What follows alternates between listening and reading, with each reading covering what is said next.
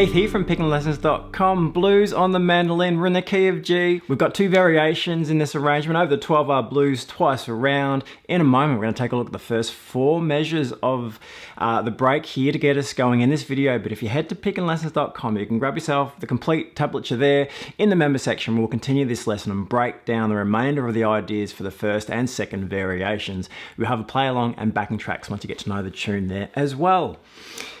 Now, we are in the key of G, we're in a G blues, we're mixing it up between the minor blues and the major blues, a bunch of arpeggios in there as well, and a bunch of different ideas we're going to have a look at.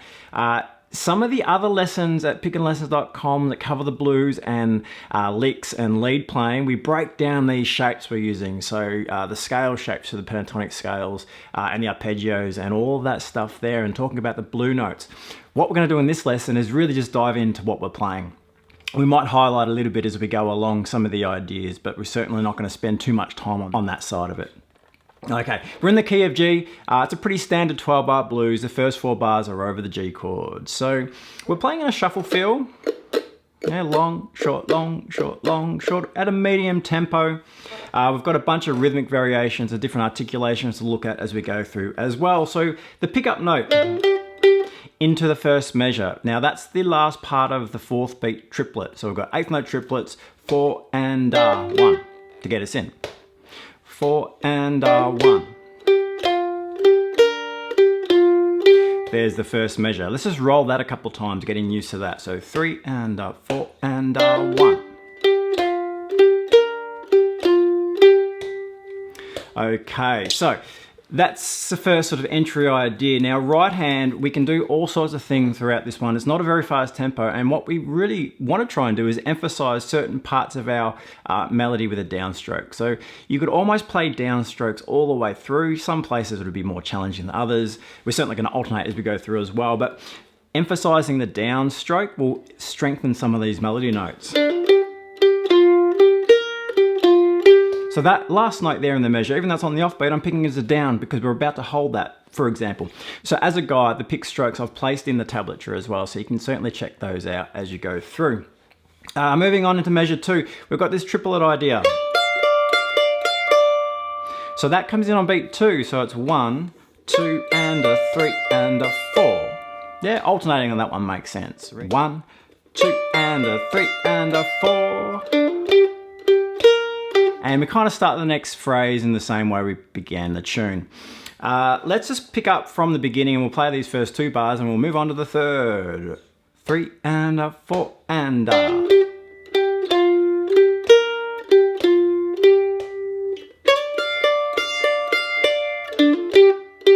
Cool, up to the beginning there. Now something to point out, the first beat in the first measure and the third measure have the staccato articulation there. So that's the little dot under the note head. And that just means we're going to cut it short and detach it from the next note. So rather than, yeah, it's a little short punctuation. And there's that third measure. So 1 and 2 and 3 and 4. So you may have noticed there, I've just picked everything as a down. That's okay, yeah, because we're giving strong emphasis to what we're playing. Very good. So that's, by the way, just sitting around that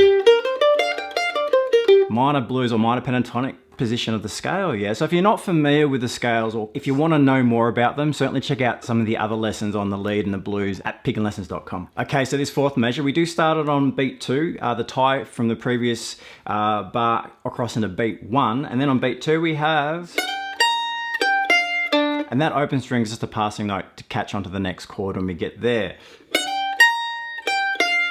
Left hand fingering's all on the tablature too, so certainly make sure you're comfortable with that.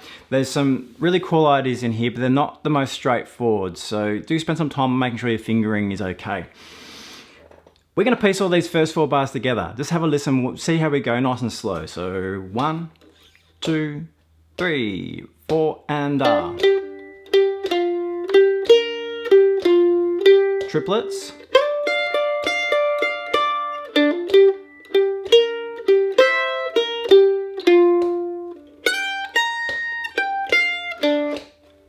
Ending the 4th bar as we do there.